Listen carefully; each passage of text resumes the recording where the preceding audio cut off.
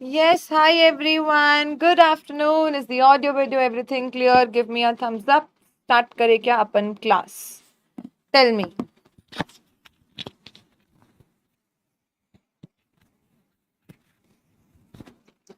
Is the audio, video, everything clear? Are we live? Just give me a thumbs up. चालू करे. Yes, guys. Good afternoon.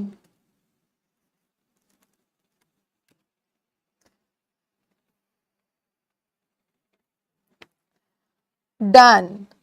Hi guys, welcome to our CA Inter Indirect Taxes classes. कैसे हो आप सब? Ma'am हम एकदम बढ़िया. चलिए, क्या चालू किया था अपन ने लास्ट लेक्चर में? बताओ मुझे फटाफट से. मैम हमने स्टार्ट किया था सप्लाई अंडर जीएसटी. एस से supply, section 7 scope of supply, जहां पे सबसे पहले अपन ने कंप्लीट किया था section 7(1) which says supply includes. Section 7(1) supply includes, जिसमें अपन ने देखा with consideration, without consideration. Without consideration में सेक्शन 7(1)(c) शेड्यूल 1 जो क्या बोलता है, परमानेंट ट्रांसफर है बिजनेस एसेट का जिसपे आईटीसी ले लिया था. रिलेटेड पर्सन या डिस्टिंक्ट पर्सन बिजनेस पर्पस से आपस में कोई भी सप्लाई कर ले, प्रिंसिपल एजेंट को और एजेंट प्रिंसिपल को कोई भी गुड्स का ट्रांसफर करे, या हम करते हैं इंपोर्ट ऑफ सर्विस बिना कंसिडरेशन के रिलेटेड पर्सन या ओन एस्टैब्लिशमेंट से और इन कोर्स फर्दरेंस ऑफ बिजनेस, तो ये 4 पर्टिकुलर ट्रांजैक्शन बिना कंसिडरेशन के भी जीएसटी में अकॉर्डिंग टू शेड्यूल 1 सप्लाई माने जाते हैं. राइट? Yes ma'am. उसके बाद हम बात करते हैं विथ कंसिडरेशन की. तो विथ कंसिडरेशन बोलता है सबसे पहले 7(1)(a) अपना सबसे जनरल पॉइंट, भाई all forms of supply. Section 7(1)(a) all forms of supply. All forms of supply such as sale, transfer, barter, exchange, license, rental, lease, disposal made or agreed to be made by a person in course furtherance of business, इसको अपन supply बोलते हैं. Then 7(1)(b) बोलता है import of service. Again सिर्फ और सिर्फ service. import of service जो अपन ने क्या करा है, अगर कंसिडरेशन के लिए किया है तो चाहे बिजनेस पर्पस हो चाहे पर्सनल पर्पस हो, हमेशा उसको सप्लाई मानेंगे. देन 7(1)(a) बोलता है any person other than individual. Any person other than individual जो अपने खुद के ही मेंबर या कॉन्स्टिट्यूएंट के साथ कोई भी ट्रांजैक्शन एक्टिविटी कर लेता है, किसी भी कैश, डेफर्ड पेमेंट या कोई भी कंसिडरेशन के लिए, तो इसको भी सप्लाई मानेंगे. क्यों?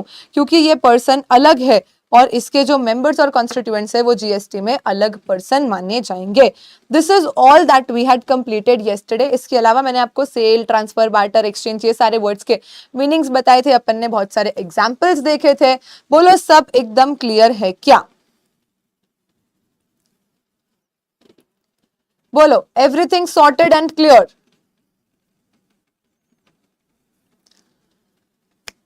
यस मैम, बिल्कुल हम आपके साथ है. चलिए, तो अब अपन आगे स्टार्ट करेंगे सेक्शन 7(1)(a) से. बताओ, कल आपको लर्न करवाया था ना मैंने, सेक्शन 7(1)(a) क्या है? कल अपन ने सारे के सारे सेक्शंस लर्न कर लिए थे. सेक्शन 7(1), 1(a), 2, 3 सब कुछ आपको क्लास में मेरे साथ लर्न करवाया था. तो टेल मी सेक्शन 7(1)(a) क्या है? मैम सेक्शन 7(1)(a) बोलता है कि शेड्यूल 2 देखना. शेड्यूल 2 आपको समझाएगा कि किसको गुड्स बोलना है और किसको सर्विस बोलना है. क्या बोला? सेक्शन 7(1)(a) बोलता है कि आप शेड्यूल 2 देख लेना और शेड्यूल 2 आपको समझाएगा कि अपन किसको गुड्स बोलेंगे और किसको सर्विस बोलेंगे. Now section 7(1)(a) is something जो ऐसा पढ़ाने की जरूरत भी नहीं होती है, आपको ऑलरेडी आता ही होता है. मैम हमको कैसे आएगा? बस पता नहीं, पर आपको आएगा. चलो लेट अस सी आपको आ रहा है कि नहीं, है ना. Simply close your books, look at the screen. मैं आपको सिंपली कोई ट्रांजैक्शन बताऊंगी और आपको मुझे बोलना है कि इसको अपन सप्लाई ऑफ गुड्स मानेंगे कि सप्लाई ऑफ सर्विस मानेंगे. मतलब अगर गवर्नमेंट हमें क्लैरिफाई करके ना भी समझाए तो भी क्या हमको ये चीज डायरेक्टली ऑटोमेटिकली अपने आप से आती है क्या? Let us check. चलो, सबसे पहले मैं बोलूं कि मैंने किसी को पूरा टाइटल ही ट्रांसफर कर दिया गुड्स का.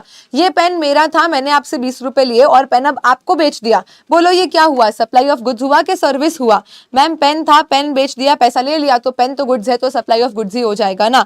परफेक्ट. किसी को गुड्स का टाइटल ही दे देना, ओनरशिप दे देना, बेसिकली गुड्स बेच देना, सेल कर देना, क्या माना जाएगा? सप्लाई ऑफ गुड्स माना जाएगा.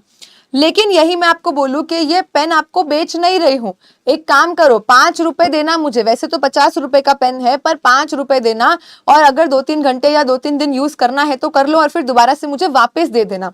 मतलब मैंने आपको इस पेन का टाइटल या ओनरशिप नहीं दिया, मैंने आपको ये पेन सिर्फ यूज करने दिया है, इस पेन का शेयर दिया है, राइट दिया है टेम्पररीली।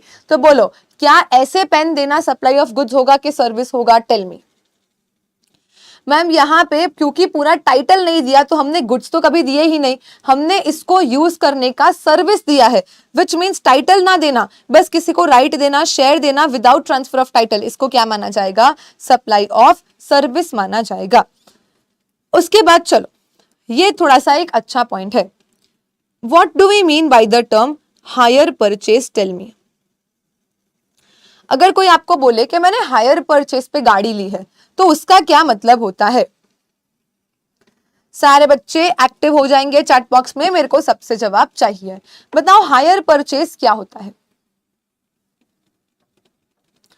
मैम देखो, हायर परचेज का मीनिंग है आज आप गाड़ी अपने पास ले जाओ, आज आप गाड़ी घर पे अपने पास ले जाओ, ठीक है। अब आपका क्या है, अभी तक आपको पूरा टाइटल ट्रांसफर नहीं किया, क्यों? क्योंकि गाड़ी हायर परचेज पे है। मतलब मानो अगर 12 लाख की कार है तो आपको क्या करना है, 12 मंथ्स तक मान लो 1 लाख का ईएमआई पे करना है, और उसके बाद अल्टीमेटली जब लास्ट ईएमआई पे हो जाएगा तब ये गाड़ी आपके नाम पे ट्रांसफर हो जाएगी।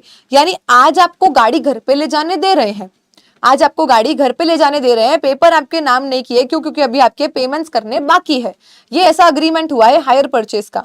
एक बार आपने सारे पेमेंट्स निपटा दिए, खत्म कर दिया, तो उसके बाद क्या हो जाएगा, ये गाड़ी जो है वो आपके नाम पे ट्रांसफर हो जाएगी। इसे ईएमआई, बेसिकली ईएमआई पर लेना, इसे हायर परचेज कहते हैं। तो बताओ ऐसे केस में गाड़ी तो आपको आज ही दे दी, लेकिन गाड़ी का जो ओनरशिप है, जो टाइटल है, वो तो आगे जाके कभी जब पेमेंट हो जाएगा तब ट्रांसफर होने वाला है। तो इसको आज अपन सप्लाई ऑफ गुड्स माने कि सप्लाई ऑफ सर्विस माने? द आंसर इज आज ही इसको अपन सप्लाई ऑफ गुड्स मान लेंगे। यहाँ पे गवर्नमेंट ने बोला कि देखो अगर ऐसा कोई सिचुएशन है जहां पे आप टाइटल तो एक अग्रीमेंट के कारण बाद में ट्रांसफर करने वाले हो, फ्यूचर डेट पे ट्रांसफर करने वाले हो, पोजेशन या कंट्रोल भले ही आपने आज दे दिया, क्यों? क्योंकि अभी फुल कंसिडरेशन का पेमेंट बाकी है। मान लो मैंने आपको सेल ऑन रिटर्न बेसिस पे गुड्स भेज दिए, आपने मिंत्रा से गुड्स मंगवाए, 15 डे रिटर्न पॉलिसी था कि 15 दिन में आपको पसंद आए तो ठीक है, वरना आप रिटर्न भी कर सकते हो। तो ऐसे केसेस में क्या अपन वेट करेंगे 15 दिन तक कि भाई बाद में रिटर्न पीरियड खत्म हो जाए फिर इसको सप्लाई ऑफ गुड्स मानेंगे, कि आज ही गुड्स दे दिए तब सप्लाई ऑफ गुड्स मानेंगे? मैम आज ही मान लेंगे। Same case applies to hire purchase, कि भले ही आज आपको यूं ही गुड्स दे दिए, फ्यूचर में एक डेट पे टाइटल आपको दिया जाएगा, तो तब तक क्या मानने का, तब तक भी अपन इसको सप्लाई ऑफ गुड्स ही मानते हैं। बिकॉज अंडरस्टैंड इंटेंशन क्या है, अल्टीमेटली आज नहीं तो कल, आज नहीं तो कल इन गुड्स का टाइटल तो ट्रांसफर करना ही है, हम तो बस पेमेंट का इंतजार कर रहे हैं। हमारा जो इंटेंशन है वो कभी सर्विस देना नहीं है। ऐसा नहीं कि गाड़ी ले जाओ यूज करके वापस दे देना तो सर्विस हुई, गाड़ी आप ही की है, ले जाओ, हम तो टाइटल ही देना चाहते हैं आपको, बस आप पेमेंट लेट कर रहे हो इसलिए हम टाइटल ट्रांसफर करने में लेट कर रहे हैं। तो ऐसे केसेस में इसको क्या मानते हैं अपन, सप्लाई ऑफ गुड्स ही मानते हैं। Sale on approval return basis, मान लो आज ऐसे ही गुड्स भेज दिए कि अगर पसंद आए तो हाँ बोलना, बिल बना के भेज देंगे, नहीं पसंद आए तो कोई बात नहीं, गुड्स वापस भेज देना। तो क्या होगा, ये सब सप्लाई ऑफ गुड्स ही माना जाता है। बिकॉज हमारा इंटेंशन कभी भी इन गुड्स का यूसेज प्रोवाइड करना नहीं है, हमारा इंटेंशन तो पूरे गुड्स ही प्रोवाइड करना है। बस सामने वाला पेमेंट थोड़ा सा लेट कर रहा है इसलिए हम उसको टाइटल क्या कर रहे हैं, थोड़ा सा लेट ट्रांसफर करके दे रहे हैं। बोलो ट्रांसफर वाला पॉइंट एब्सोल्युटली क्लियर? हाँ मैम, आज ही पूरा टाइटल दे दिया या आगे जाके फ्यूचर डेट पे टाइटल दोगे, सिर्फ पैसे आने का इंतजार कर रहे हो, दोनों ही केस सप्लाई ऑफ गुड्स है। लेकिन टाइटल देना इंटेंशन ही नहीं है, भाई यूज कर ले, शेयर ले ले, तेरा हो जाए फिर वापस दे देना, इसको क्या बोलते हैं, सप्लाई ऑफ सर्विस बोलते हैं। चलो लैंड बिल्डिंग बेचने पे जीएसटी लगता है क्या? नहीं मैम, लैंड बिल्डिंग तो जीएसटी के परव्यू से बाहर है, रियल एस्टेट सेक्टर हमने देखा है। लेकिन क्या हम किसी को लैंड बिल्डिंग रेंट पे दे सकते हैं, लीज पे दे सकते हैं क्या? Yes ma'am. तो ऐसा lease, tenancy, easement, licence, renting out, कुछ भी बोलो, आप कुछ भी दो, वो क्या बन जाएगा, सप्लाई ऑफ सर्विस बन जाएगा। क्योंकि मूवेबल प्रॉपर्टी तो है नहीं, मूवेबल प्रॉपर्टी होगा तो गुड्स बनेगा, मूवेबल प्रॉपर्टी तो नहीं है मैम। हमने ऐसे ही लैंड बिल्डिंग को किसी को टेनेंसी पे, लीज पे दे दिया, ईजमेंट, मतलब बहुत सारे अलग अलग वर्ड्स है, मीनिंग सब सबका एक ही है, रेंट पे देना। अब अग्रीमेंट के हिसाब से आप लॉन्ग टर्म पे देते हो, लीज हो जाता है, रेंट हो जाता है, ईजमेंट होता है, लाइसेंस होता है, कुछ भी है, ये सब क्या हो जाएगा, सप्लाई ऑफ सर्विस ही हो जाएगा। उसके बाद लेटेस्ट से हमने ये टी शर्ट खरीदा, ठीक है, हमने क्या किया, ये टी शर्ट परचेस किया। अब इस टी शर्ट के ऊपर ऐसा फास्ट का लोगो बनवाने के लिए ये हमने क्या किया, एक पर्सन को भेज दिया। ये पर्सन जिसको हम बोलते हैं जॉब वर्कर क्या करता है, दूसरों के गुड्स पे जॉब करके उनको वापस देता है। तो हम क्या बोलेंगे, हमने पहले क्या करे, प्लेन रेड टी शर्ट्स खरीदे। मेरा ड्राइंग तो ना बहुत ही ज्यादा खराब है, मतलब सही में, चलो कुछ तो भी करके मैंने टी शर्ट तो बना दिया है। चलिए, तो हमने क्या करा, प्लेन रेड टी शर्ट खरीदे एंड उसके बाद एक जॉब वर्कर को ये टी शर्ट भेज दिए कि आप इसके ऊपर ऐसा फास्ट का लोगो बना के हमको वापस दे देना। तो बोलो ऐसे केस में जब ये जॉब वर्कर मेरे गुड्स पे काम करके मुझे वापस दे रहा है, तो ये क्या कर रहा है, सप्लाई ऑफ गुड्स कर रहा है कि सप्लाई ऑफ सर्विस कर रहा है, टेल मी क्विकली। चलिए मैम, किसी और के गुड्स पे काम करके देना, किसी और के गुड्स पे काम करके वापस देना, इसको क्या बोलते हैं अपन, सप्लाई ऑफ सर्विस ही बोलते हैं। अब देखो एक चीज और समझना, मान लो मैंने ऐसा टी शर्ट भेजा, अब मैंने क्या किया, टी शर्ट भेजा और मैंने बोला कि भाई मुझे ना ये टी शर्ट पे बटन्स लगा के देना, पर्ल्स लगा के देना, एम्ब्रॉयडरी करके देना। तो ऐसे केस में जो सप्लायर है, जो जॉब वर्कर है, वो जॉब वर्कर ने क्या करा है, अपने खुद के गुड्स भी तो यूज किए हैं। उस टी शर्ट पे इसने मान लो बटन्स लगाए हैं, यहाँ पे कुछ तो एम्ब्रॉयडरी किया है, तो थ्रेड वगैरह यूज किया है। तो क्या हम ऐसा माने कि जॉब वर्कर ने हमको बटन एज गुड्स या थ्रेड सप्लाई कर दिया है? The answer is no. यहाँ पे ऐसा बोलते हैं कि भाई बेसिकली जॉब वर्कर जब आपके गुड्स पे काम करके आपको देता है तो उसको अपन सप्लाई ऑफ सर्विस ही मानते हैं। अब हो सकता है कि ये सर्विस सप्लाई करने में उसके थोड़े बहुत खुद के गुड्स यूज हो भी जाए, मान लो उसने अपना पेंट यूज कर लिया, बटन यूज कर लिया, धागा यूज कर लिया, चलेगा। फिर भी ऐसा नहीं बोलेंगे कि वो अपने को बटन बेच रहा है, वो अपने को सर्विस ही दे रहा है। सर्विस देने में हो सकता है कि उसके खुद के थोड़े बहुत गुड्स यूज हो जाए। तो गवर्नमेंट ने कोई डाउट ही ना रहे इसलिए इसको क्लैरिफाई ही कर दिया कि कोई भी ट्रीटमेंट या प्रोसेस है जो आप किसी और पर्सन के गुड्स पे करके उसको वापस देते हो, तो इसको अपन क्या बोलते हैं, सप्लाई ऑफ सर्विस बोलते हैं, जिसका बेस्ट एग्जांपल जॉब वर्क है। ठीक है, उसके बाद ट्रांसफर ऑफ बिजनेस एसेट क्या बोलता है, मान लो परमानेंटली आपने अपने बिजनेस एसेट्स किसी को बेच दिए तो सप्लाई ऑफ गुड्स हो जाएगा, कोई डाउट ही नहीं है। मान लो टेम्पररीली आपने किसी को अपने बिजनेस एसेट्स यूज करने दिए, सामने कंसिडरेशन ले लिया, तो ये क्या हो जाएगा, सप्लाई ऑफ सर्विस हो जाएगा। तो ये तो सेम ही चीज हो गई ना मैम, कि परमानेंटली टाइटल दे दो या टेम्पररीली यूज करने दो, बिजनेस एसेट के पॉइंट ऑफ व्यू से बात कर रहे तो भी लॉजिक तो सेम ही रहेगा। पर यहाँ पे एक लास्ट पॉइंट और क्या बोलता है, ध्यान से सुनना। लेट्स से मैंने आज जीएसटी में रजिस्ट्रेशन लिया, ये मेरी शॉप है, मैंने यहाँ पे फ्रिज खरीदा, एसी लगवाया, लेट्स से ये एक फर्नीचर का टेबल बनवाया, यहाँ पे चेयर बनवाया, ऐसी बहुत सारी चीजें मैंने क्या करी, परचेस कर ली और मेरे शॉप में लगा दी। ठीक है, क्योंकि सब मेरे बिजनेस के रिलेटेड था, जब भी मैंने परचेस किया मैं सबका आईटीसी लेती गई, गवर्नमेंट मुझे आईटीसी देती गई। क्यों? क्योंकि गवर्नमेंट को तो श्योर था ना कि मैं तो बिजनेस पर्पस के लिए इन चीजों को परचेस कर रही हूं, मैं इन सबको यूज करके बिजनेस करूंगी और बिजनेस करके जो गुड सर्विसेज बेचूंगी उस पे जीएसटी कलेक्ट करके गवर्नमेंट को दूंगी। इसलिए गवर्नमेंट ने मुझे क्या किया, मेरे सारे बिजनेस एसेट्स का आईटीसी लेने दिया। मैंने क्या किया, सारे बिजनेस एसेट्स परचेस करे, सारा आईटीसी ले लिया और फिर बिजनेस बंद कर दिया। मैंने सेल करके और उसके बाद फर्दर जीएसटी कलेक्ट करके गवर्नमेंट को दिया नहीं, मैंने तो सिंपली सारी बिजनेस एसेट्स परचेज करी, सब पे आईटीसी लिया और क्या कर दिया, अपना बिजनेस बंद कर दिया। तो ऐसे केस में गवर्नमेंट बोलती है कि अगर कोई टैक्सेबल पर्सन है जिसके पास उसकी बिजनेस एसेट्स वगैरह पड़ी है और अब ये taxable person ceases to be taxable person हो जाता है। Ceases to be taxable person मतलब ये अपना बिजनेस बंद कर रहा है, इसकी डेथ हो गई फॉर वॉट एवर रीजन, अब ये नो मोर टैक्सेबल पर्सन रहा है और इसका बिजनेस कोई आगे कैरी फॉरवर्ड भी नहीं कर रहा। मान लो या तो ये मर गया तो इसका बेटा एज अ रिप्रेजेंटेटिव बिजनेस आगे चला रहा है, सक्सीड कर रहा है बिजनेस को, या मान लो कि भाई मैंने बोला बस यार बहुत पढ़ाई है लाइफ में, मैं तो रिटायर हो गई, तो मैंने एज इट इज अपना बिजनेस किसी और को गोइंग कंसर्न ट्रांसफर कर दिया। गोइंग कंसर्न एज इन चलता हुआ बिजनेस एज इट इज, अब वो आगे चलाने वाला है।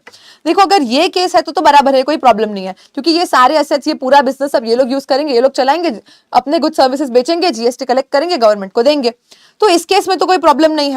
ना तो बिजनेस गोइंग कंसर्न में कैरी फॉरवर्ड हुआ, ना बिजनेस कोई रिप्रेजेंटेटिव चला रहा है, ना बिजनेस का सक्सेशन हो रहा है, बस बिजनेस तो बंद ही हो रहा है। तो ऐसे केस में गवर्नमेंट बोलती है कि जो भी बिजनेस असेट्स आपके पास पड़ी है ना, हम डीम्ड मान लेंगे कि सबका सप्लाई हो गया है। हम आपको बताएंगे, वो आप सीए फाइनल लेवल पे पढ़ोगे, जहां गवर्नमेंट आपको वैल्यू बताएगी कि भाई ये वैल्यू अपने आप से मान के और इसके ऊपर आपको जीएसटी भरना पड़ेगा। क्योंकि आपको गवर्नमेंट ने आईटीसी क्यों दिया था कि आप इन सबको यूज करो, बिजनेस करो और जीएसटी कमा के गवर्नमेंट को दो। लेकिन आपने तो सारे एसेट लिए और अब आप तो अपना बिजनेस बंद कर रहे हो, तो फिर बिजनेस बंद करते टाइम आप ऐसा मान लिया जाएगा कि जो भी एसेट्स आपके पास पड़ी है वो सब सप्लाई हुई है और वो सप्लाई ऑफ गुड्स माना जाता है, और किस रेट पे और कैसे जीएसटी लगता है वो सब अपन सीए फाइनल लेवल पे पढ़ेंगे। तो हम बोलेंगे परमानेंट ट्रांसफर है तो गुड्स, टेम्पररी ट्रांसफर है तो सर्विसेज, और डीम्ड ट्रांसफर अगर पर्सन सीज यानी स्टॉप, सीज यानी स्टॉप, अब वो नो लॉन्गर एक टैक्सेबल पर्सन है, उसने स्टॉप कर दिया to be a taxable person, तो भी उसके सारे business assets deemed supply of goods मान लिए जाएंगे। हावेवर अगर उसका business as a going concern transfer होता है या कोई और रिप्रेजेंटेटिव टैक्सेबल पर्सन बनके उसका बिजनेस चलाता है तो कोई प्रॉब्लम नहीं है, तो अपन ऐसा डीम्ड ट्रांसफर नहीं मानेंगे। इमूवेबल प्रॉपर्टी को रेंट पे देना सर्विस हो जाता है। उसके बाद टेम्पररी, ये वाला पॉइंट 2 मिनट होल्ड पे रखो। चलो, टेम्पररी ट्रांसफर या permitting use of intellectual property rights, IPR. मान लो आपने एक गाना लिखा है, आप एक कंपोजर हो, आप एक लिरिसिस्ट हो, आप कोई ओरिजिनल आर्टिस्ट हो, आपने कोई बुक लिखी है जिसका आपने क्या करवा लिया, कॉपीराइट करवा लिया है, आपने उसका क्या ले लिया, आईपीआर ले लिया। अब अगर किसी को वो यूज करना है तो क्या करना पड़ेगा, आपसे राइट्स खरीदने पड़ेंगे। तो ऐसे राइट्स बेचना भी क्या होता है, सप्लाई ऑफ सर्विस होता है। ये जो पुराने गाने, पुरानी मूवीज सब रीमेक होती है तो इनको क्या करना पड़ता है, ओरिजिनल जो आर्टिस्ट है ना उसको पैसे देने पड़ते हैं। क्यों, अगर उसके पास आईपीआर है, उसके पास उस चीज का कॉपीराइट है, तो उससे राइट्स खरीदने पड़ते हैं, फिर जाके आप उन गानों को यूज कर सकते हो। तो ऐसे केस में इसको भी क्या बोलेंगे, सप्लाई ऑफ सर्विस बोल देंगे। उसके बाद सॉफ्टवेयर है, सॉफ्टवेयर का development, design, programming, customisation, updation, upgradation, enhancement, implementation, सब कुछ क्या हो जाता है, सप्लाई ऑफ सर्विस ही हो जाता है। Perfect ma'am. उसके बाद किसी को अपने गुड्स ना देना, सिर्फ उनका राइट टू यूज देना, ये भी क्या होता है, सप्लाई ऑफ सर्विस होता है। Agreeing to an obligation to refrain from an act, to tolerate an act and to do an act. 3 चीजें हैं, कुछ करने के लिए हाँ बोलना, कुछ ना करने के लिए हाँ बोलना, या कोई कुछ कर रहा है उसको टॉलरेट करना, ये भी सप्लाई ऑफ सर्विस होता है। मैम एग्जाम्पल, चलो एक अपन ने एग्जाम्पल लिया था कि मानो चिरायू सीए बन गया। चिरायू ने बोला कि मैम मैं तो जीएसटी पढ़ाऊंगा। मैंने बोला नहीं, नहीं पढ़ाना है, ये रखो मेरी तरफ से 10 लाख रुपए, तुमको जीएसटी नहीं पढ़ाना। मतलब तुमने कुछ ना करने के लिए अग्री कर लिया, वो भी सप्लाई ऑफ सर्विस है। या मानो कोई कुछ कर रहा है उसको टॉलरेट करना। मैम टॉलरेट मतलब मेरे सप्लायर ने मुझे अग्रीमेंट दिया था, मेरे सप्लायर ने मुझे ऐसा वादा दिया था कि 15 दिन के अंदर अंदर आपको आपके गुड्स मिल जाएंगे, लेकिन मुझे लेट डिलीवरी मिली है गुड्स की, तो मैंने क्या करा, लेट डिलीवरी चार्जेस लगा दिए। मतलब मैंने क्या किया, लेट डिलीवरी को टॉलरेट किया। मैंने क्या किया, लेट डिलीवरी को टॉलरेट किया, जिसके लिए मैंने कुछ पैसा ले लिया, तो वो भी सप्लाई ऑफ सर्विस हो गया। या मानो हमारी सोसाइटी में 10 बजे के बाद लाउड म्यूजिक बजाना अलाउड ही नहीं है। मैंने बोला अरे रिजल्ट आया, बच्चे पास हुए, आज तो भाई पार्टी होगी, 1 बजे तक रात को म्यूजिक बजेगा, चाहिए तो मैं सोसाइटी वालों को 50,000 का कॉम्पेंसेशन दे देती हूँ, पर म्यूजिक तो बजेगा। तो उन्होंने मेरा लाउड म्यूजिक टॉलरेट किया, तो ये भी क्या हो जाएगा, सप्लाई ऑफ सर्विस हो जाएगा। या तो सिंपली कुछ करने का पैसा, to do an act. To do an act क्या है, मान लो भाई एक फैक्ट्री है जो बहुत सारा स्मोक एमिट करती है। अब ऐसे केस में गवर्नमेंट के हिसाब से वो परमिसिबल स्मोक है, लेकिन आसपास के लोगों ने रिक्वेस्ट करा कि प्लीज आप इक्विपमेंट लगा लो, स्मोक मत इमिट करो, हमारे घर गंदे होते हैं, बच्चे बीमार हो जाते हैं। तो उन्होंने ऐसा स्मोक एमिशन को कंट्रोल करने का इक्विपमेंट लगाने का अग्री कर लिया, पैसा लेके कुछ करने के लिए अग्री कर लिया। ये सब क्या हो जाता है, सप्लाई ऑफ सर्विस ही हो जाता है। तो हम क्या बोलेंगे, to tolerate an act, to do an act और to refrain from doing an act, यानी कुछ ना करना, कुछ करना, या किसी का कुछ किया हुआ टॉलरेट करना जिसके लिए पैसा लिया जाता है, वो सब क्या हो जाता है, जीएसटी में सप्लाई ऑफ सर्विसेज हो जाता है। मान लो आपने एक टूर पैकेज बुक किया, कुछ एडवांस दे दिया, और अब आपने अपना टूर पैकेज कैंसिल करवा दिया, तो वो लोग आपका क्या करते हैं, सिक्योरिटी डिपॉजिट फोरफिट कर लेते हैं। आपका इस तरीके से कैंसिल करना उन लोगों ने टॉलरेट किया, ये भी सप्लाई ऑफ सर्विस हो जाता है। नॉन कम्पीट अग्रीमेंट मतलब मेरा बिजनेस आप नहीं करोगे, वो जो मैंने आपको 10 लाख रुपए दिए कि आप अब नहीं पढ़ाओगे, उसको क्या बोलते हैं, नॉन कम्पीट अग्रीमेंट बोलते हैं। लेट डिलीवरी चार्जेस है, ये सारी चीजें क्या है, कुछ करने कुछ ना करने या किसी का कुछ किया हुआ टॉलरेट करने का पैसा, इसको अपन क्या बोलते हैं, जीएसटी में सप्लाई ऑफ सर्विस बोल देते हैं। ठीक है मैम। अब एक पॉइंट जो अपन यहां छोड़ के आए थे, बिल्डिंग कॉम्प्लेक्स सिविल स्ट्रक्चर वगैरह के लिए, अब बार बार मैं एक वर्ड यूज कर रही थी जब अपन चैप्टर 1 पढ़ रहे थे तब भी, कि कंप्लीटेड लैंड बिल्डिंग का सेल जीएसटी से बाहर है। कंप्लीटेड लैंड बिल्डिंग का सेल जीएसटी से बाहर है।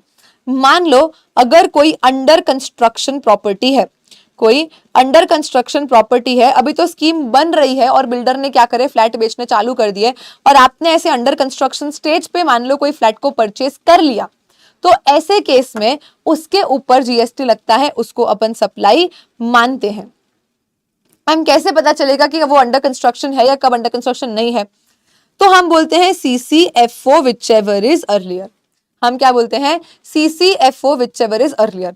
देखो जब भी आप कोई बिल्डिंग वगैरह बनाते हो तो आपको अपनी लोकल अथॉरिटी से एक कंप्लीशन सर्टिफिकेट लेना पड़ता है कि भाई देखो ये बिल्डिंग बनके रेडी है, ये रहने लायक है, ये सेफ है, कोई प्रॉब्लम नहीं है। तो जिस भी एरिया में आपकी बिल्डिंग्स बन रही है वहां की जो भी गवर्नमेंट की लोकल अथॉरिटी होगी, तो वो क्या करेगी, आपको परमिट कर देगी कि हाँ भाई बराबर है, वो आपको कंप्लीशन सर्टिफिकेट इशू कर देगी कि परफेक्ट है, आपकी बिल्डिंग रहने के लायक है। या तो FO is first occupation, CC is या तो आपको गवर्नमेंट की जो कॉम्पिटेंट अथॉरिटी है उनसे क्या मिल चुका है, कंप्लीशन सर्टिफिकेट मिल चुका है, या तो फिर आप जाके वहां पे रहने लग गए हो, फर्स्ट ऑक्यूपेशन हो चुका है। दोनों में से जो भी अर्लियर है, उसके पहले अगर बिल्डिंग बिक जाती है, उसके पहले पैसा आ जाता है, तो वो पैसा मानेंगे कि टुवर्ड्स कंस्ट्रक्शन मिला है, क्योंकि बिल्डिंग बनी ही नहीं है तो बिल्डिंग बेच कैसे दी, जो चीज है ही नहीं उसको आप बेच कैसे सकते हो। तो यहाँ पे हम बोलेंगे कि लैंड बिल्डिंग का सेल नहीं है, वो कंस्ट्रक्शन की हमने सर्विस दी है, इसलिए जीएसटी में वो टैक्सेबल होगा, सप्लाई ऑफ सर्विस माना जाएगा। However CCFO whichever is earlier के बाद अगर बिल्डिंग बिकती है तो उसको अपन क्या मान लेते हैं, सेल ऑफ इमूवेबल प्रॉपर्टी, जिसके ऊपर जीएसटी नहीं लगता। मानो 10 दिसंबर 2023 को बिल्डिंग का कंस्ट्रक्शन स्टार्ट हुआ, बिल्डिंग का कंस्ट्रक्शन स्टार्ट हुआ, तो 15 दिसंबर 2024 को उसका फर्स्ट ऑक्यूपेशन भी हो गया, वहां पे रहने भी चले गए लोग, रहने लग गए। ठीक है। उसके बाद किसी ने तो 20 दिसंबर 2024 को ये प्रॉपर्टी को परचेज किया, ये प्रॉपर्टी को मान लो 50 लाख में परचेज किया। 31 दिसंबर 24 का इसका कंप्लीशन सर्टिफिकेट था। टेल मी ये 50 लाख जीएसटी में सर्विस मान के टैक्सेबल होगा कि इमूवेबल प्रॉपर्टी का सेल मान के कुछ भी नहीं होगा।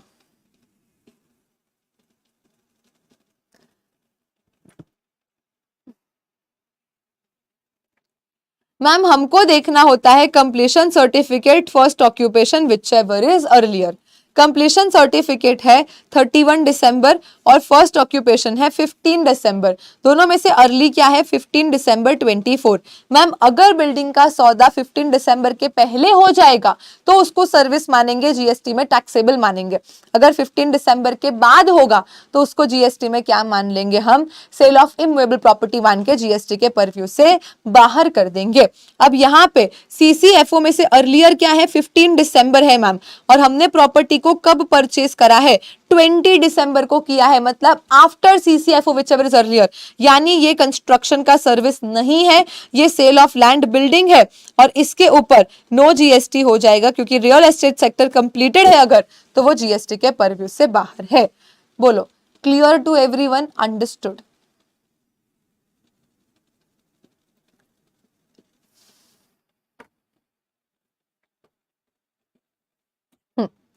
तो क्या बोला यहाँ पे कि अगर कोई भी कॉम्प्लेक्स है, बिल्डिंग है, सिविल स्ट्रक्चर है, जिसका कंसिडरेशन अगर before CCFO whichever is earlier के पहले आ जाएगा तो उसको तो आप क्या मानना, कंस्ट्रक्शन का सर्विस मानना, और उसके बाद आएगा तो फिर वो क्या हो जाता है, देखो बिफोर वर्ड इज इंपॉर्टेंट, क्योंकि अगर आफ्टर आएगा ना तो वो तो ट्रीट हो जाएगा as sale of land and building, जो क्या है outside the scope of GST है।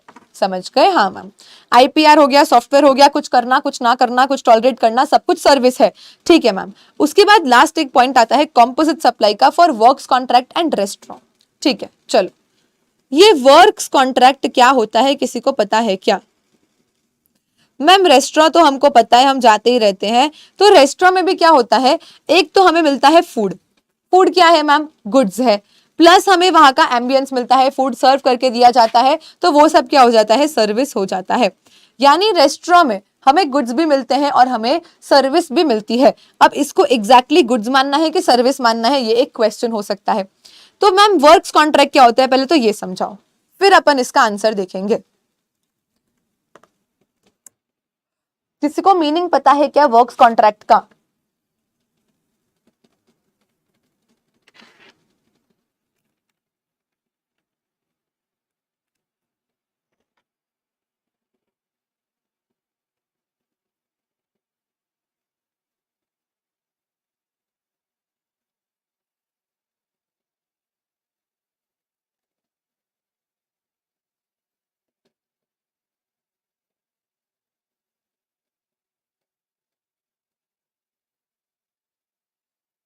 यस बोलो।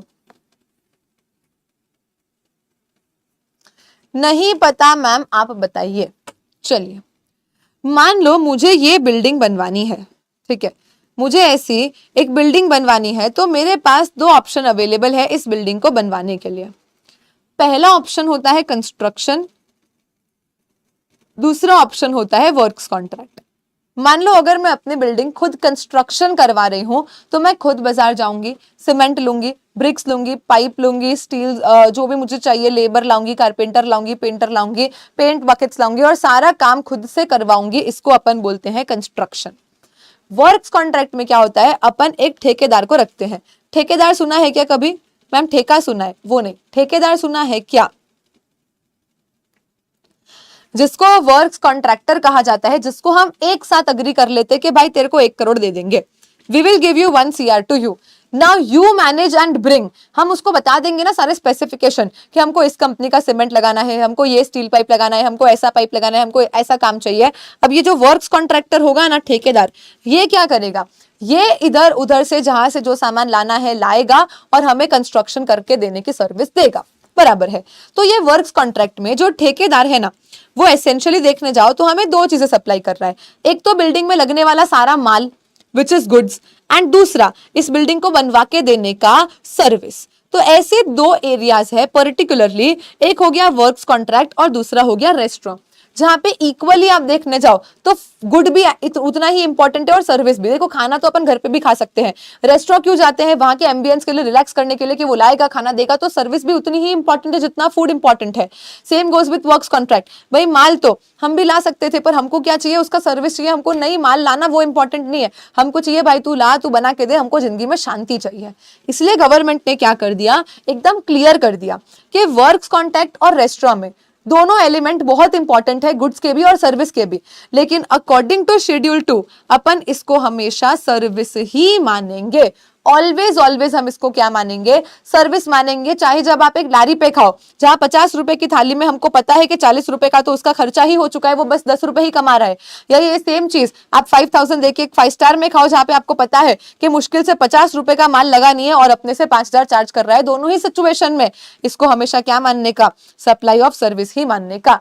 सर्विस ज्यादा है कि फूड ज्यादा है, वो सब देखने का ही नहीं। तो वर्क्स कॉन्ट्रैक्ट और रेस्टोरेंट ऑलवेज जीएसटी में क्या बन जाएगा, सप्लाई ऑफ सर्विस ही बन जाएगा। Is it clear? Yes ma'am. यहां पे अपना सेक्शन 7(1)(a कंप्लीट होता है, जो बोलता है कि भाई शेड्यूल 2 हमको सिखाता है क्या गुड्स मानने का और क्या सर्विस मानने का। तो अगर परमानेंटली किसी को कुछ बेच दिया तो वो तो गुड्स ही होगा, लेकिन टेम्पररीली किसी को कुछ यूज करने दिया है तो वो सर्विस हो जाता है।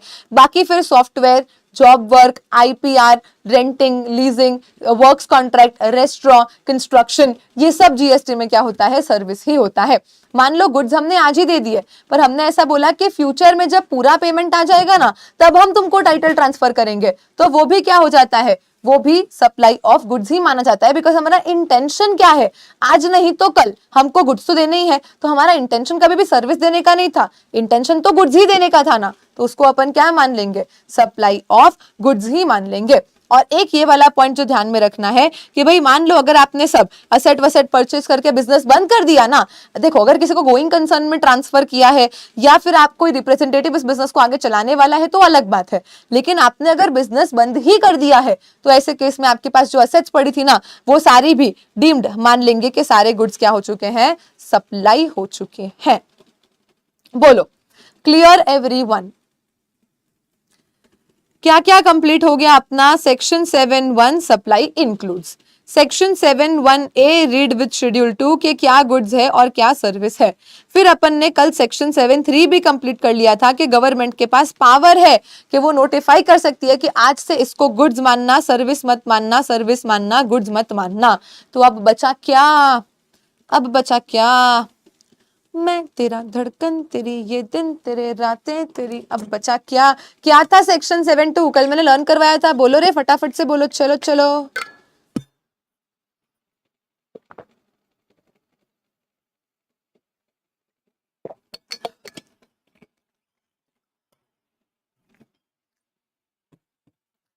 यस युक्ति, वेरी गुड मैम। सेक्शन 7(2) जो कि आपने सिखाया था सप्लाई एक्सक्लूड्स। सेक्शन 7(2) क्या बोलता है? सप्लाई एक्सक्लूड्स के मैम सब बराबर है, गुड्स है, सर्विस है, सप्लाई के डेफिनेशन में फॉल हो रहा है, बिजनेस है, सब कुछ ओके है। फिर भी जो चीजें आप हमें सेक्शन 7(2) में सिखाओगे उसको हम सप्लाई से एक्सक्लूड ही कर देंगे, और अगर ऐसी कोई चीज जो सप्लाई से एक्सक्लूड हो जाती है तो उस पे जीएसटी लगने का कोई सवाल आता है क्या? कभी भी उस पे जीएसटी लग ही नहीं सकता है। बराबर। अब 7(2) में अपने को पढ़ना है 7(2)(a), 7(2)(b। 7(2)(a) हमको सिखाता है शेड्यूल 3 का नेगेटिव लिस्ट। मैम कितने शेड्यूल है? 1 2 3, बस 3, खत्म। टोटल पूरे जीएसटी में 3 ही शेड्यूल है जो तीनों ही चैप्टर 1 में आ जाते हैं और खत्म हो जाते हैं। तो सेक्शन 7(2)(a) बोलता है कि शेड्यूल 3 में एक नेगेटिव लिस्ट है। नेगेटिव लिस्ट मतलब ऐसी चीजें जो डेफिनेशन के हिसाब से गुड्स है, सर्विस है, सप्लाई है, सब कुछ है, पर हमको इसको हमेशा जीएसटी में सप्लाई से एक्सक्लूड ही करना है। हम चाहते ही नहीं है कि इन चीजों के ऊपर कभी भी जीएसटी लगे। अब ये नेगेटिव लिस्ट में एक्चुअली एंट्रीज थोड़ी ज्यादा है। सीए फाइनल लेवल पे आपको और बड़ी नेगेटिव लिस्ट पढ़ने मिलेगी, लेकिन 3 एंट्रीज ऐसी है उसमें जो थोड़ी सी कस्टम से रिलेटेड है, क्योंकि आपके सिलेबस में कस्टम्स एप्लीकेबल नहीं है, इसलिए आपके लिए नेगेटिव लिस्ट छोटी बनाई है। तो इंटर लेवल पे अपन नेगेटिव लिस्ट को लर्न करते हैं एज गवर्नमेंट कैफेज। क्या बोलेंगे अपन? What is negative list? Government cafe. कभी सोचा है कि गवर्नमेंट के कैफे में जाके खाएंगे? छी छी छी, मैम सोच के भी कैसा लग रहा है। तो नेगेटिव लिस्ट हो गया। ये क्या हो गया? नेगेटिव लिस्ट हो चुका है। देखो जब आप सीए फाइनल लेवल पे आओगे ना तब आपको एफबी चेंजेस नाम का नेगेटिव लिस्ट सिखाऊंगी, होपफुली अगर तब तक कोई अमेंडमेंट ना आ गया हो तो एफबी चेंजेस में FBCHANGES टोटल 9 एंट्रीज है, पर आप लोगों के लिए सीए इंटर लेवल पे 6 एंट्रीज ही एप्लीकेबल है। तो जो रिमेनिंग एंट्रीज है वो आपके मॉड्यूल में दी गई है, लेकिन नीचे ऐसा लिखा है कि हम एग्जाम में नहीं पूछेंगे, इंटर लेवल पे एप्लीकेबल नहीं है। इसलिए अपने लिए जो एप्लीकेबल है अपन अभी उतना ही पढ़ेंगे, विच इज गवर्नमेंट कैफेज का नेगेटिव लिस्ट। क्या है मैम नेगेटिव लिस्ट? ऐसी चीजें जो गुड्स भी है, सर्विस भी है, सप्लाई के हिसाब से सप्लाई भी बन सकती है, सब कुछ है, पर हमको उसको सप्लाई नहीं बनाना है, हमें उसको पर्टिकुलरली जीएसटी से बाहर निकालना है। चलिए ma'am, what is government cafes? सबसे पहले गवर्नमेंट बोलता है कि मानो आप पार्लियामेंट के मेंबर हो, स्टेट लेजिस्लेचर के मेंबर हो, पंचायत के मेंबर हो, या फिर आप गवर्नमेंट के किसी बॉडी में किसी पोजीशन पे हो, कॉन्स्टिट्यूशन पोस्ट होल्डर हो, तो आप जो भी पैसा लेते हो ना वो सबको सप्लाई नहीं मानने का। मैम यानी पार्लियामेंट में जाने का, कुर्सी तोड़ने का, पैसा लेने का, और उस पर जीएसटी भी नहीं लगता है। परफेक्ट। तो गवर्नमेंट क्या बोलता है? अगर आप कॉन्स्टिट्यूशन पोस्ट होल्डर हो, गवर्नमेंट की किसी बॉडी में कोई ऑफिसर हो, कोई बड़ी पोस्ट पे हो, डायरेक्टर हो, कुछ भी हो, या तो फिर हम बोलेंगे कि आप मेंबर ऑफ पार्लियामेंट हो, स्टेट लेजिस्लेचर हो, पंचायत हो, तो आपको सरकार से जो भी पैसा मिलता है ना उन सबको गवर्नमेंट सप्लाई नहीं मानता और उन सबके ऊपर जीएसटी नहीं लगता है। उसके बाद CAFES। सी क्या बोलता है? सर्विसेज ऑफ कोर्ट और ट्रिब्यूनल।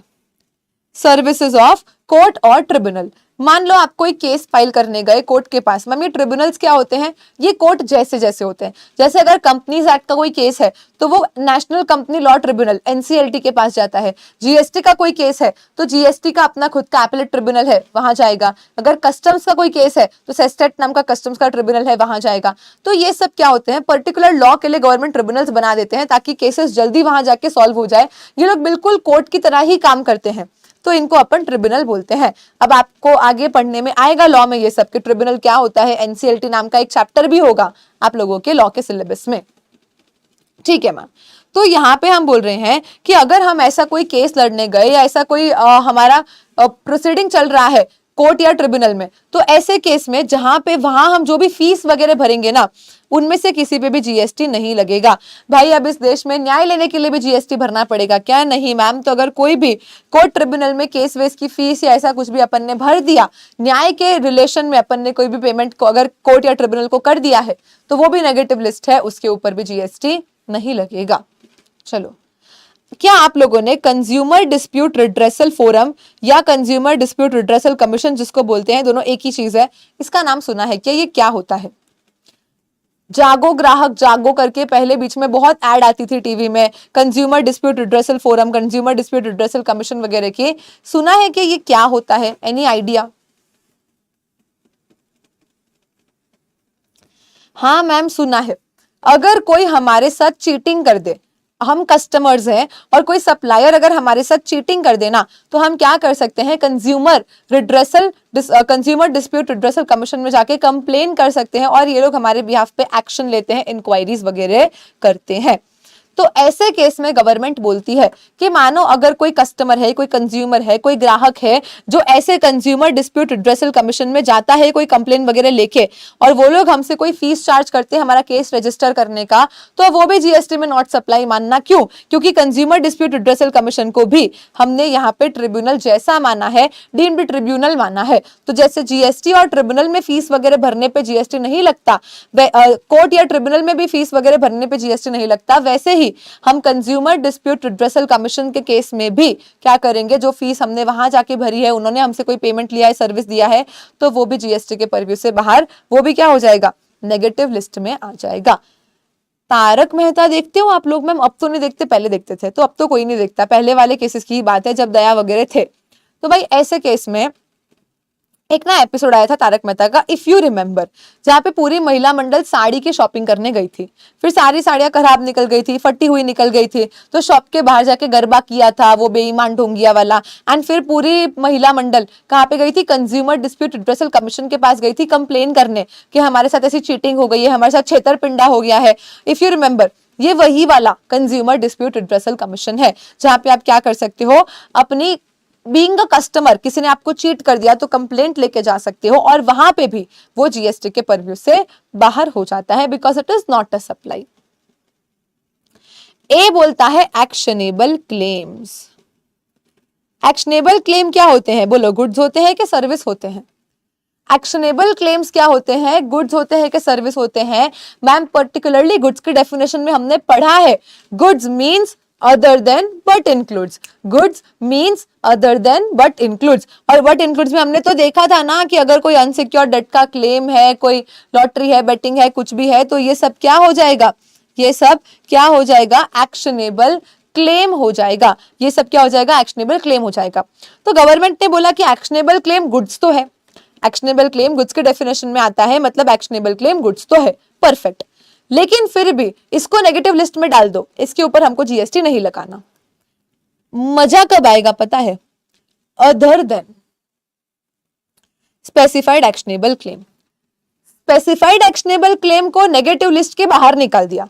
कोई चीज माइनस माइनस क्या होता है, प्लस। नेगेटिव लिस्ट खुद माइनस है, उसमें अदर देन और डाल दिया तो माइनस माइनस प्लस हो जाएगा, मतलब स्पेसिफाइड एक्शनेबल क्लेम्स पे जीएसटी लगेगा। स्पेसिफाइड एक्शनेबल क्लेम्स सप्लाई है, लेकिन उसके अलावा कोई एक्शनेबल क्लेम है, मान लो अनसिक्योर्ड डेट पे आपका कोई क्लेम बनता है, ऐसा कुछ भी है, तो वो सब क्या हो जाएगा, जीएसटी में नॉट अ सप्लाई हो जाएगा। कौन से थे अपने specified actionable claim? Ma'am lottery, betting, gambling, online money gaming, horse racing और casino. Lottery, betting, gambling, online money gaming, horse racing और कसिनो, ये सब क्या है? एक्शनेबल क्लेम्स है, स्पेसिफाइड एक्शनेबल क्लेम्स है, टू बी वेरी पर्टिकुलर। ये supply है, इनके ऊपर तो हाईएस्ट 28% से जीएसटी लगता है। इसके अलावा कोई नॉर्मल एक्शनेबल क्लेम है, मान लो कोई अनसिक्योर्ड डेट था, बिना किसी मॉर्गेज वगैरह का किसी को लोन दे दिया था, तो वैसे एक्शनेबल क्लेम्स जो है ना, उनको जीएसटी के नेगेटिव लिस्ट में बाहर निकाल दिया है। बराबर मैम। चलिए, युक्ति का डाउट है कि मैम हम लॉयर को जो फीस भरते हैं क्या वो नेगेटिव लिस्ट में आएगा? The answer is no. Lawyer का फीस और कोर्ट का फीस अलग होता है बच्चा। अगर आपको कोर्ट के पास जाना है ना, तो कोर्ट का फीस लगता है। लॉयर तो कौन है? लॉयर तो आपने रखा है जो कोर्ट में आपको रिप्रेजेंट करेगा। लॉयर कहां जाके आपका केस लड़ेगा? कोर्ट में। कोर्ट आपका केस एडमिट करने के लिए भी तो कुछ फीस वगैरह चार्ज कर सकती है आपसे, वो नेगेटिव लिस्ट में आता है। लॉयर आपको जो सर्विस देता है वो अलग है और कोर्ट आपको जो सर्विस देता है वो अलग है।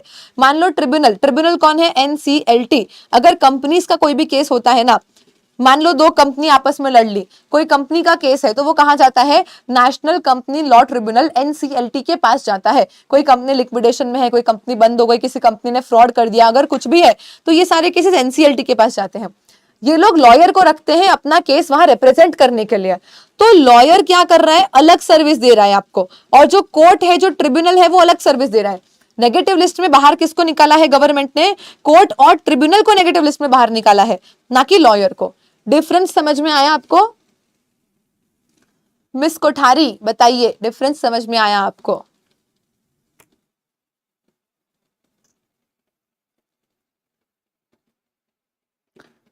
समझ गए?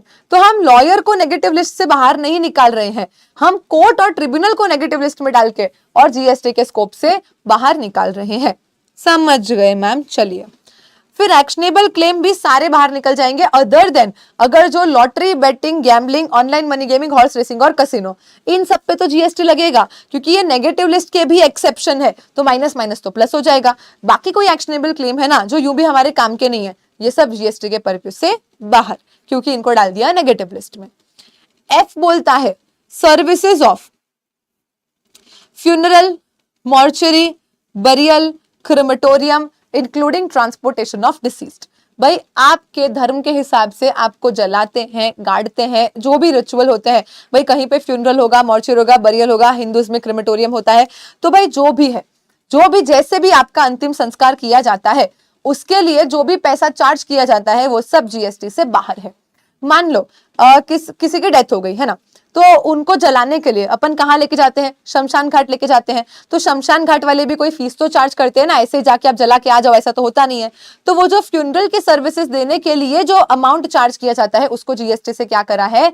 नेगेटिव लिस्ट में डाला है। तो फ्यूनरल, मॉर्चरी, बरियल, क्रिमेटोरियम वाली जो भी सर्विसेज है, वो सब जीएसटी में क्या है? नेगेटिव लिस्ट है और जीएसटी से बाहर। Including transportation of deceased, deceased बोला है, और ये डिसीज्ड अलग, मतलब वो डिजीज वाला डिसीज नहीं है, डिजीज नहीं, डिसीज्ड। डिसीज्ड मतलब मरा हुआ इंसान, डेड बॉडी। तो मान लो किसी की डेथ हो गई घर पे, अब उसको शमशान घाट ले जाने के लिए अपन क्या मंगवाते हैं? डेड बॉडी वैन मंगवाते हैं। मैम ये कैसी कैसी बातें कर रहे हो, डर लगेगा हमको। अब क्या कर सकते हैं? जो है वो है। तो भाई यहाँ पे अपन क्या बोलेंगे कि मान लो किसी की डेथ हो गई है, अगर किसी की डेथ हो गई तो डेड बॉडी वैन अपन क्या करते हैं? मंगवाते हैं। अब इस केस में डेड बॉडी वैन वाला अपना भाई तो है नहीं कि फ्री में बॉडी को यहाँ से शमशान घाट ले जाएगा। तो बॉडी को घर से शमशान घाट ले जाने के लिए, या मान लो हॉस्पिटल में डेथ हो गई, तो हॉस्पिटल में अपन ने फिर एम्बुलेंस काम नहीं आती, डेड बॉडीज को एम्बुलेंस ट्रांसपोर्ट नहीं करती, उसके लिए फिर डेड बॉडी वैन आ जाती, क्योंकि मर तो गया या इंसान, फिर एम्बुलेंस की सर्विस देना। तो भाई ऐसे केस में मान लो डेड बॉडी वैन ने हॉस्पिटल से घर, फिर घर से शमशान घाट पे डेड बॉडी को इधर से उधर ले जाने का सर्विस दिया, तो वो उससे भी पैसा, उसके लिए भी वो तो आपसे पैसा मांगेगा ही, लेकिन उस पर जीएसटी लगेगा क्या? नहीं। क्यों? क्योंकि उसको जीएसटी के नेगेटिव लिस्ट में डाल दिया है। गवर्नमेंट भी डर गई कि भाई मरते आदमी से जीएसटी लिया तो वो भी भूत बन के डराएगा, इसलिए डेथ के रिचुअल्स के रिलेटेड ये जो भी सर्विसेज होती है, इंक्लूडिंग मरे हुए इंसान का ट्रांसपोर्टेशन, वो सब जीएसटी के नेगेटिव लिस्ट में है, और कुछ भी सप्लाई नहीं है, किसी पे भी जीएसटी नहीं लगता है। बोलो हाँ के हाँ। तो services of funeral, mortuary, burial, crematorium including transportation of deceased. ये शार्क टैंक दिखता था कोई शार्क टैंक? अब तो मैम बोरिंग हो गया। जब अश्नीर था ना, अश्नीर शुरू शुरू वाला जो सीजन आया था शार्क टैंक का, उसमें एक लेडी आई थी, वो एकदम ब्लैक जैसी साड़ी पहन के, कुछ तो अंत्येष्टि ऐसा कुछ उनकी कंपनी का नाम था, जो लोगों को सिर्फ फ्यूनरल की ही सर्विसेज देती थी कि भाई मान लो किसी के घर में डेथ हो गई है ना, तो फिर अब प्रॉपरली उसका कैसे फ्यूनरल करना, क्या करना, सब अंतिम संस्कार का काम वो लोग देखते थे। तो मैम वहां पे भी जीएसटी नहीं लगता होगा क्या? हाँ, वहां पे भी जीएसटी नहीं लगता। क्यों? क्योंकि वो सर्विसेज किसके रिलेटेड हो गई है? फ्यूनरल रिलेटेड हो गई है। अरे याद आ रहा है कि वो अश्नीर ने ऐसा कमेंट भी मारा था कि भाई यमराज बन के आई हो बिल्कुल, अगर कोई देखता था तो, है ना। तो ये भी एक एग्जांपल हो गया ऐसे केस में कि अगर आप funeral, mortuary, burial, crematorium including transportation of disease की कोई भी सर्विस देते हो तो सब जीएसटी के परव्यू से क्या हो जाएगी? बाहर, क्योंकि इनमें से किसी को भी सप्लाई नहीं माना, सबको नेगेटिव लिस्ट में डाल दिया है।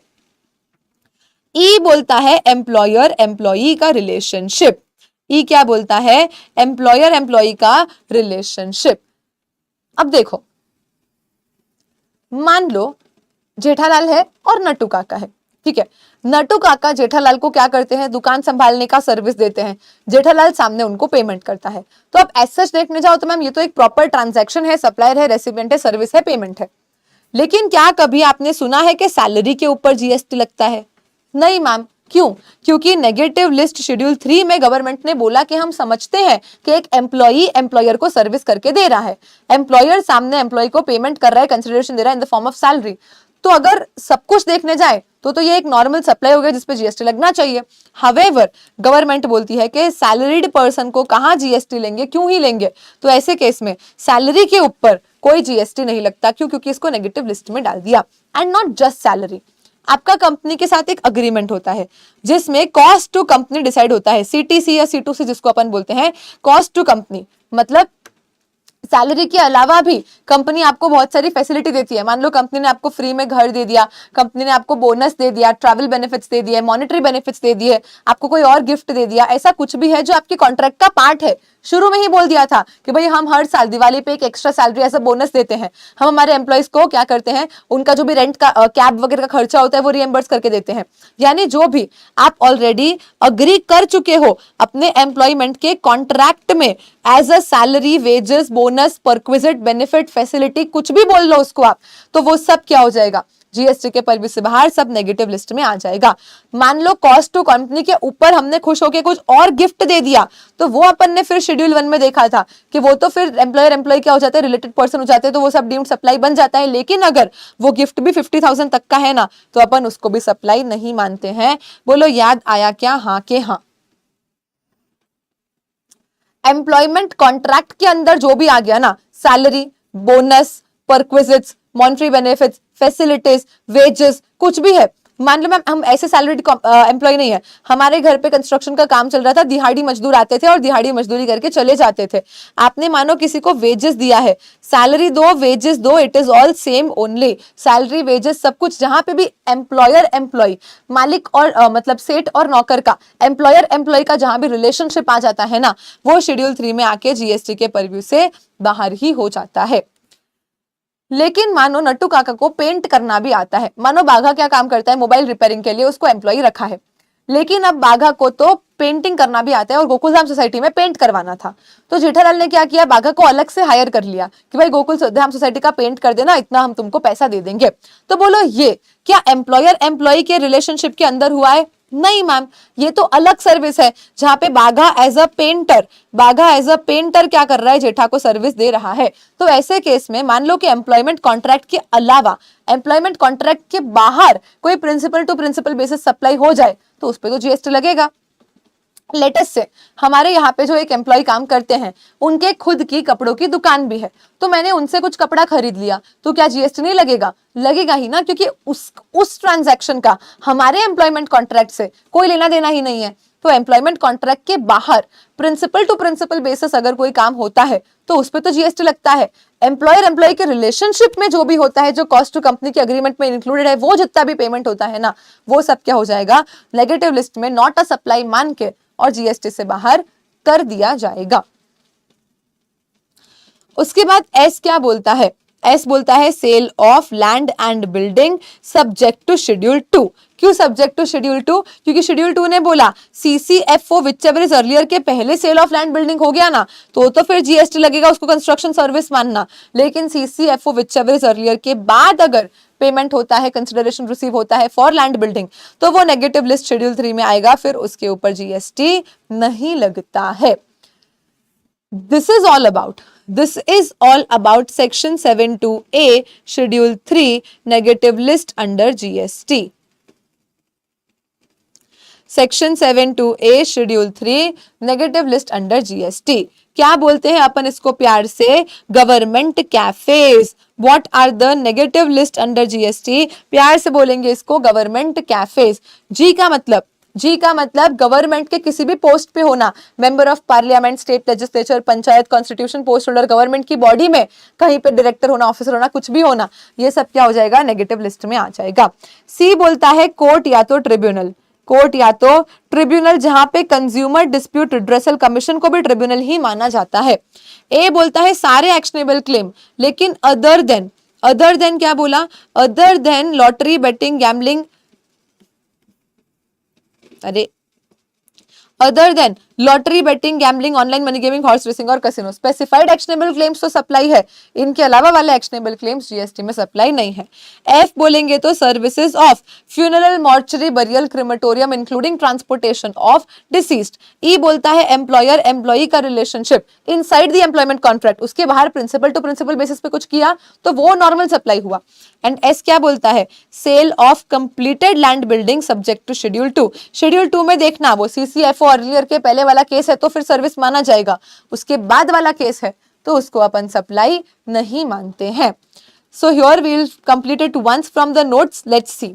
Supply excludes 7-2A negative list schedule 3 government cafes. G का मतलब functions performed by member of parliament, state legislature, panchayat, municipality, local authority, constitution post holder. आप मान लो गवर्नमेंट के किसी बॉडी में क्या हो, चेयरपर्सन हो, मेंबर हो, डायरेक्टर हो और पैसा ले रहे हो, नॉट एम्प्लॉय। क्योंकि अगर एम्प्लॉय हो ना तो आप यूं भी कहां आ जाओगे? एम्प्लॉयर एम्प्लॉय में आ जाओगे। अगर आप एम्प्लॉय हो, मान लो किसी गवर्नमेंट कंपनी में आप जॉब करते हो, तो आप एम्प्लॉयर एम्प्लॉय रिलेशनशिप में आ ही जाओगे। तो ऐसे केस में तो यू भी वो जीएसटी से बाहर है, तो उसको छोड़ दो। उसके अलावा मान लो गवर्नमेंट की किसी बॉडी में किसी पोस्ट पे हो, एज एन एम्प्लॉय काम नहीं कर रहे, आप उनको कंसल्टेंसी देते हो, आप उधर के ऑफिसर हो, सीईओ बन गए, मान लो वहां के सीएफओ बन गए, अब ऐसा कुछ है तो ऐसे केस में क्या हो जाएगा? जो भी आप रेम्यूनरेशन लोगे वो सब जीएसटी में नॉट टैक्सेबल होगा, क्योंकि वो सप्लाई नहीं होगा। सी का मतलब कोर्ट और ट्रिब्यूनल, उसमें भी कंज्यूमर डिस्प्यूट रिड्रेसल कमीशन को भी अपन ट्रिब्यूनल मान के उस पर भी जीएसटी नहीं लगाएंगे। Actionable claim other than specified actionable claim, क्योंकि lottery, betting, gambling, online money gaming, horse racing, casino, in specified actionable claims को तो जीएसटी में सप्लाई माना जाता है। Funeral, mortuary, burial, crematorium including transportation of deceased. और यहाँ पे अगर एम्प्लॉयमेंट कॉन्ट्रैक्ट के बाहर प्रिंसिपल टू प्रिंसिपल बेसिस अगर कोई काम होता है तो उस पे तो जीएसटी लगता है। और sale of land building subject to schedule 2। 3 और पॉइंट है यहाँ पे, high sea sale, bond to bond transfer, non taxable territory, लेकिन ये सब कहाँ पे आएंगे? सीए फाइनल लेवल पे आएंगे। तो आप लोग चिल करो, मॉड्यूल में अगर ये वर्ड्स दिख भी जाए तो इग्नोर करना, क्योंकि उन्होंने खुद ने ही लिख के दिया है अपने इंक्लूजन एक्सक्लूजन में कि ये चीज हम कहाँ पूछेंगे? फाइनल लेवल पे पूछेंगे, इंटर पे नहीं पूछेंगे। इसके लिए पहले आपको थोड़ा कस्टम्स समझना पड़ेगा, फिर आपको ये पॉइंट समझ में आएंगे, इसलिए they are not relevant for you. अपने लिए 6 पॉइंट्स ही रेलेवेंट है जो जीएसटी में क्या है? नेगेटिव लिस्ट बन जाते हैं। बोलो सबको समझ आ गया, मजा आ गया, याद हो गया? हाँ मैम, डन।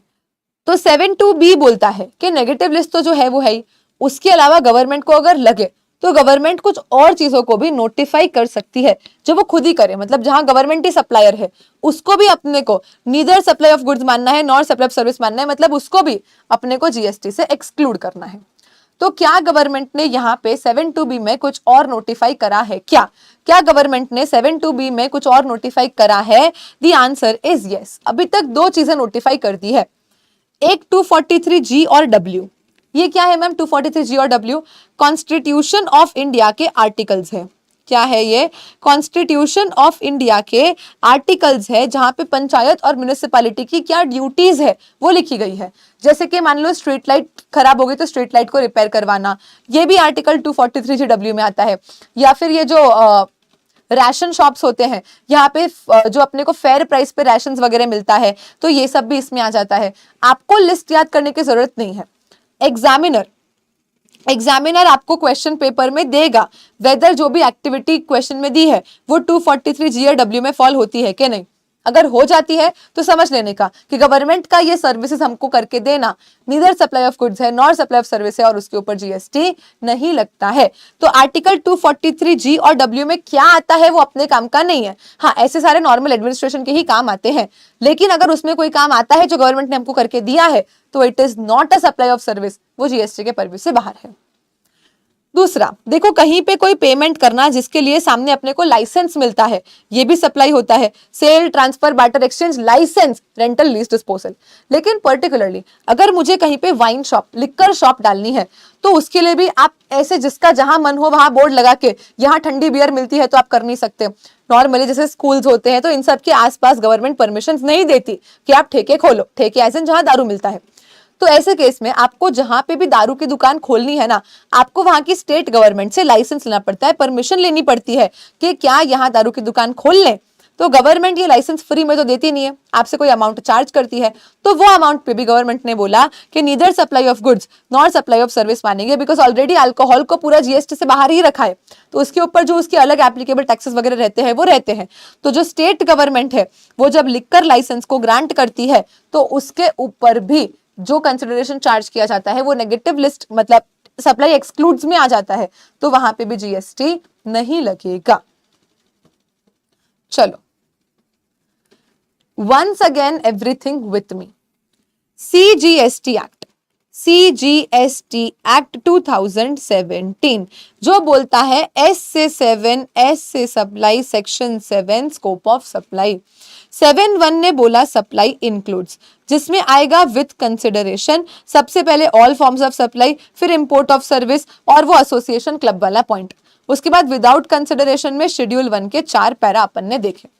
फिर 7(2) बोलता है सप्लाई एक्सक्लूड्स।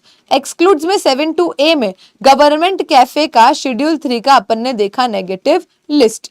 एंड उसके बाद 7(2)B ने दो एक्टिविटी और नोटिफाई कर दी जो गवर्नमेंट खुद ही करती है, 243GW और state liquor licence, alcoholic liquor licence जो गवर्नमेंट ग्रांट करती है। इसको भी गुड सर्विस मत मानना, मतलब ये एक्सक्लूड्स के हर एक पॉइंट पे जीएसटी नहीं लगने वाला है, भले ही वो सप्लाई बन सकता है according to definition.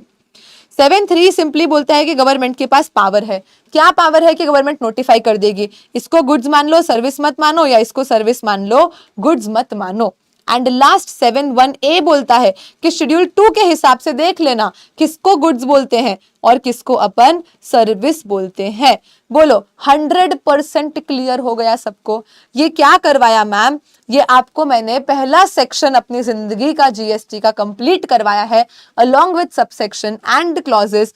Tell me, एकदम से मजा आ गया सब लोगों को? क्या मुझे खूब सारे दिल दिल आगा bomb bomb emoji comment section में देखने मिलेंगे क्या? बोलो ना। With multiple revisions, I guess 15-20 revision तो अपन कर ही चुके हैं इसका पढ़ते पढ़ते, सारी चीजें फ्लो में एकदम दिमाग में बैठी।